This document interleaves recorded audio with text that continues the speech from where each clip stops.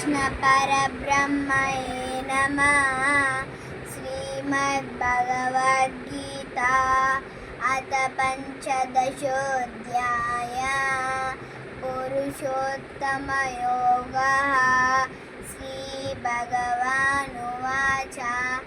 ऊर्ध्वमूलमदशाकम् अश्वत्थं प्राहुरव्ययं छन्दांसि यस्य पर्णानि यस्तं वेद स वेदवित्।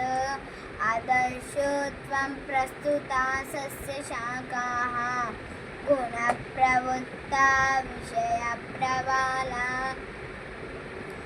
अधर्षमूलान्यनुसन्ततानि कर्मानुबन्धीनि मनुष्यलोके न रूपमस्येन ततोपलभ्यते नातो न चादिर्न च सम्प्रतिष्ठा।